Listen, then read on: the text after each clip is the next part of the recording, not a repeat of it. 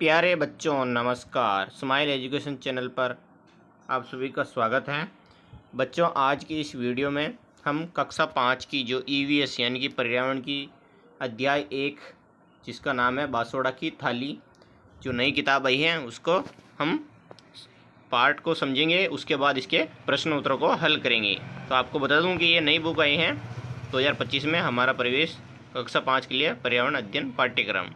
तो शुरू करते हैं पाठ कि हमारे व्यंजन और उत्सव। इसमें गर्मियों की एक शाम परी विद्यालय से घर आई, यानी परी किसका नाम है? छोटी सी लड़की का नाम है। वो स्कूल से घर पर आई। आज रसोई में जो बन रहा था उसकी अनोखी खुशबू उसके नाक में भर आई, यानी उसको समझ में आ गया कि आज कुछ न कुछ अच्छा बन रहा है, खाने को मिलेगा। और उसके माता पिता मिलकर चूल्हे पर कुछ विशेष व्यंजन बना रहे थे। उसी समय परी का सहपाठी यानी साथ में पढ़ने वाला अर्जुन खेलने के लिए उसके घर आ गया।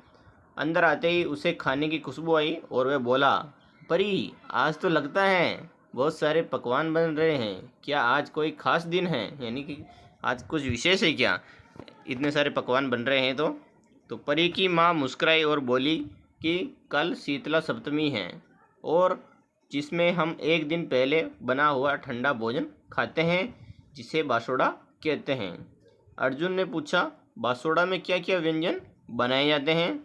तो पिताजी ने बताया, बाजरे की रोटी, गुड़, दही, छाछ, बेसन की रोटी, मीठा चूरमा, कड़ी, केर, सांगरी और तरह तरह की सब्जियां और अचार इसमें आते हैं। पर यह ठंडा क्यों खाया जाता है? अर्जुन ने आश्चर्य से यह प्रश्न पूछा। तो आगे जवाब मिलता है। उनकी माँ ने समझाया कि अपने राज्य में बासोड़ा के लिए कई प्रकार के व्यंजन और पकवान बनाए जाते हैं, जिनमें प्रमुख रूप से पंचकुटा की सब्जी, पूरी, सोगरा, गाठ, राब, दही बड़े, केरी पाक, कांजी बड़े, खाजा, मठरी, पापड़, खिचियाँ, सेलवड़े इत्यादि, जो एक दिन पहले ही तैयार करके रख दिए जाते हैं। क्योंकि इस दिन ठंडा और बासी भोजन खाया जाता है, इसलिए इसे बासोड़ा भी कहा जाता है। गर्मियों में दही, राब एवं दूध से बने व्यंजनों का सेवन करना चाहिए। आगे कहती हैं, परी को यह सब बहुत रोचक लगा, बहुत ही अच्छा लगा। उसने पिताजी से पूछा, क्या यह त्यौहार पूरे भारत में मनाया जाता है? तो पिताजी ने बताया, हाँ, हर राज्य में इसे अलग अलग नाम और परंपराओं के साथ मनाते हैं।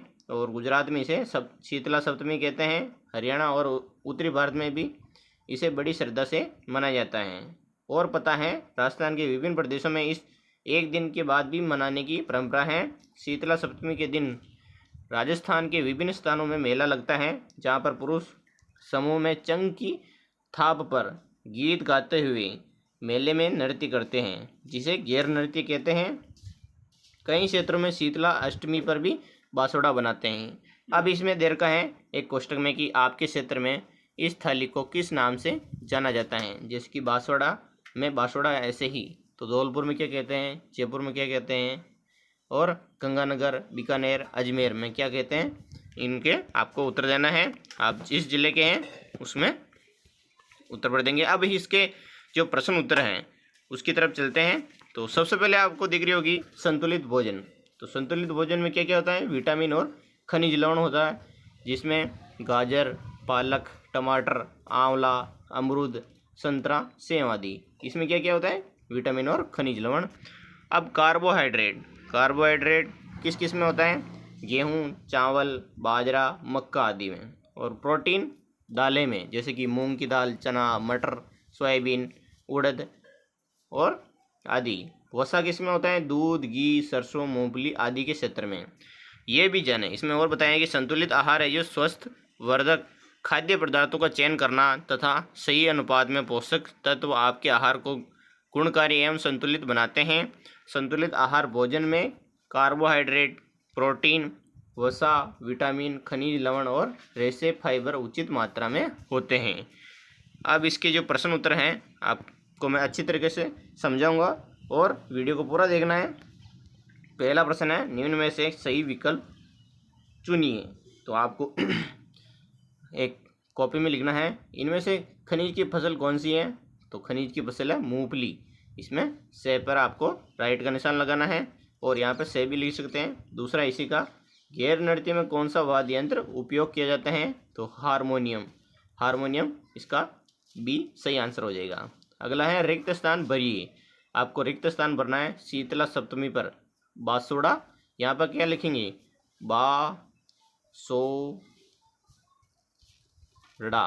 बासोड़ा है भोजन खाया जाता है, इसका रिक्त स्थान में भर देना है। और यहाँ पे क्या है, अगला है दूसरा खाली स्थान। यहाँ पे राजस्थान की प्रमुख जायद फसल है, इसमें क्या भरना है इन खाली स्थानों में मैं आपको बताता हूँ।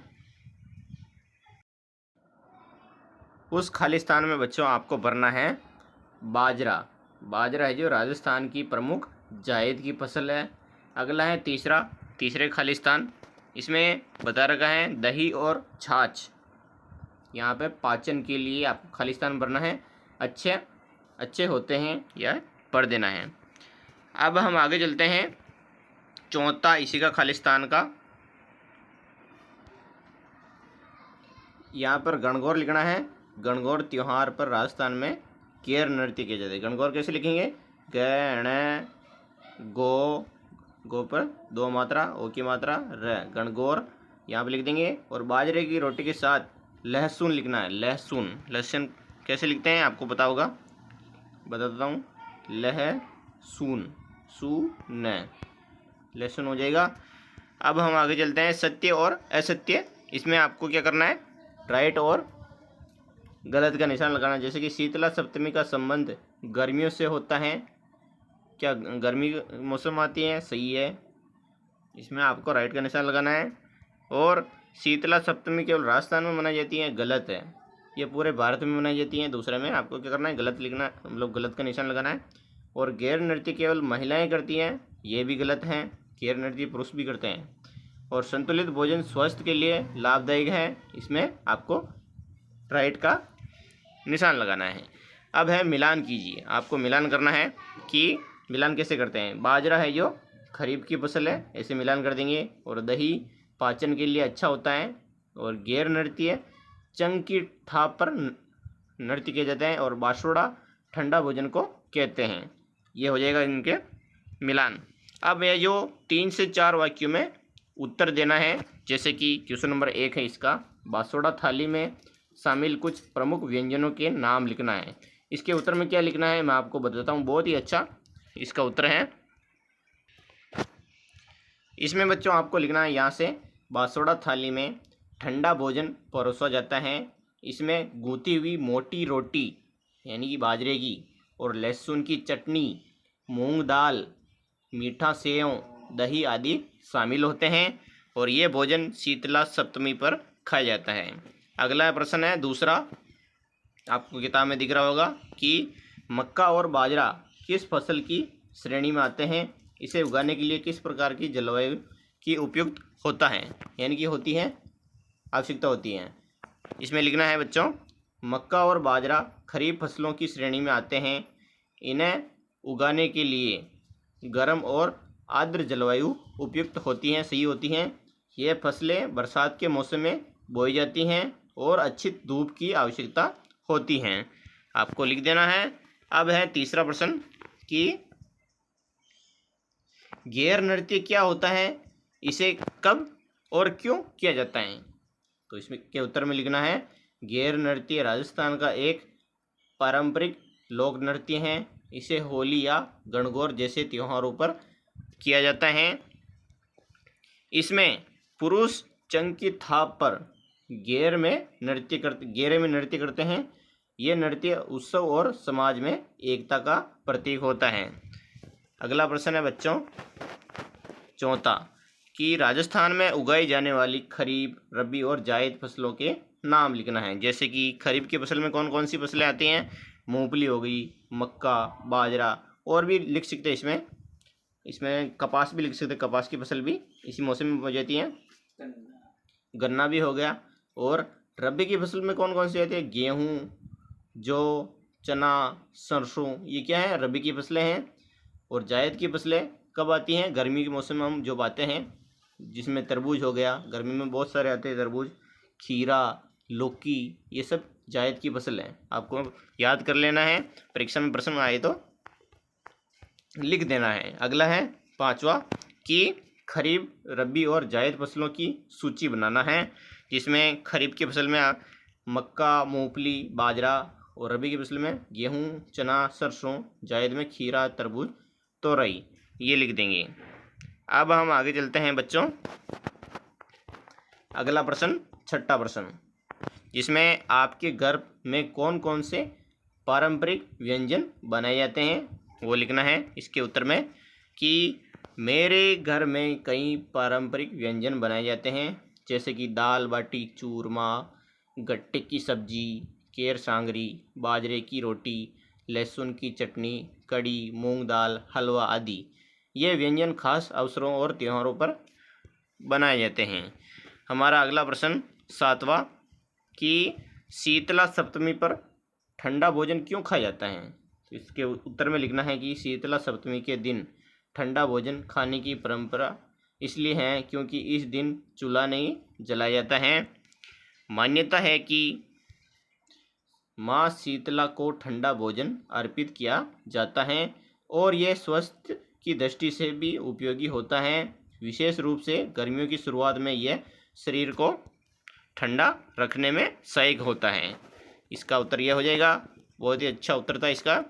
8वां है कि राजस्थान के अलावा और कौन कौन से राज्यों में शीतला सप्तमी त्यौहार मनाए जाते हैं। तो इसमें उत्तर में लिखना है राजस्थान के अलावा शीतला सप्तमी हरियाणा, उत्तर प्रदेश, मध्य प्रदेश और गुजरात में भी मनाया जाता है।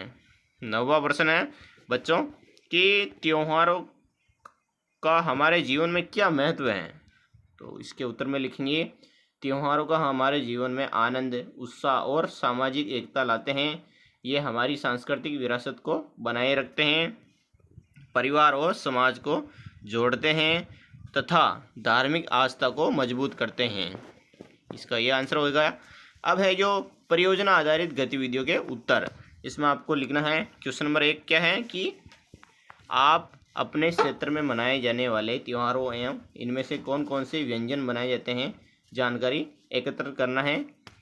तो इसमें आपको लिखना है जैसे कि मेरे क्षेत्र में मनाए जाने वाले प्रमुख त्यौहार और उनके व्यंजन, जिसमें दिवाली पर बेसन के लड्डू, चकली, नमकीन, मिठाई आदि बनाई जाती हैं। होली पर गुजिया, पापड़ी, दही बल्ला, ठंडाई और शीतला सप्तमी पर बाजरे की रोटी, दही, ठंडा भोजन, ये हो जाएगा। दूसरा प्रश्न है कि राजस्थान और अन्य राज्यों में उगाई जाने वाली फसलों का तुलनात्मक चार्ट बनाना है, जिसमें राजस्थान फसलें राजस्थान में, उत्तर प्रदेश में, पंजाब में, जैसे कि गेहूँ राजस्थान, उत्तर प्रदेश और पंजाब तीनों में मनाया जाता है। बाजरा है जो राजस्थान में बोया जाता है, हरियाणा और उत्तर प्रदेश में नहीं बोया जाता है। मक्का है जो तीनों राज्यों में बोया जाता है। सरसों भी तीनों राज्यों में, और गन्ना राजस्थान में नहीं बोया जाता है, बाकी दोनों राज्यों में बोया जाता है। कौन कौन से? उत्तर प्रदेश और पंजाब में। अगला प्रश्न है तीसरा इसी का कि आपकी पसंदीदा व्यंजनों की से होने वाली स्वास्थ्य लाभों पर चर्चा करना है। आप क्लास में भी चर्चा कर सकते हैं, जिसमें दाल में क्या होता है? प्रोटीन का अच्छा स्रोत है, मांसपेशियों को मजबूत रखती हैं। हरी सब्जियां जिसमें शरीर में आयरन और फाइबर की पूर्ति करती हैं। दही पाचन शक्ति को बढ़ाता है और रोग प्रतिरोधक क्षमता को बढ़ाता है। अगला है बाजरा। तो बाजरे से फाइबर भरपूर होता है और मधुमेह व हृदय रोग में लाभकारी हैं।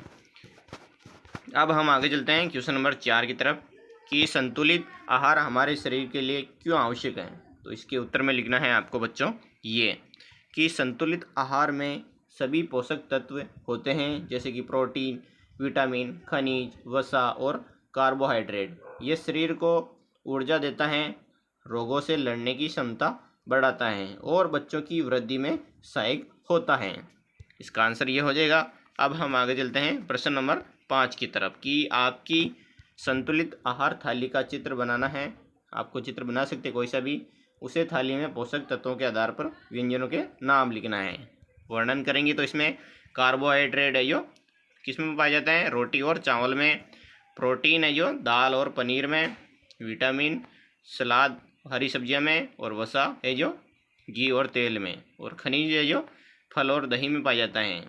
आप इस थाली का चित्र बनाकर इसमें उपयुक्त चीज़ें दिखा सकते हैं अपने कॉपी में। अगला प्रश्न है, खोज कार्य अपने दादा दादी या माता पिता से पूछे कि उनके समय में त्यौहार कैसे मनाए जाते थे। तो आपको लिखना है कि मेरे दादा दादी ने बताया कि उनके समय में त्यौहार अधिक सादगी से मनाए जाते हैं। लोग मिलजुल कर पकवान बनाते थे, घर पर रंगोली सजाते और आपस में उपहार बांटते थे। बिजली की सजावट कम होती थी, पर भावनाएं और आपसी प्रेम अधिक होता था। आपको ये लिख देना है। अगला प्रश्न है 7वां कि घर में उपयोग होने वाली कोई भी दो मशीनों का अवलोकन करो और चित्र बनाकर कार्यविधि लिखना है। जैसे कि मिक्स ग्राइंडर, जिसमें कार्य क्या होता है, मसाले पीसना, शेक बनाना। कार्यविधि, सामग्री डालकर ढक्कन बंद करें, स्विच ऑन करें और गाइड करें। स्विंग वॉशिंग मशीन, ये कपड़े धोने में काम आती है। कपड़े और डिटर्जेंट डालें, वो वॉश मोड सेट करें, मशीन स्टार्ट करें। इसमें आपको चित्र बनाना है।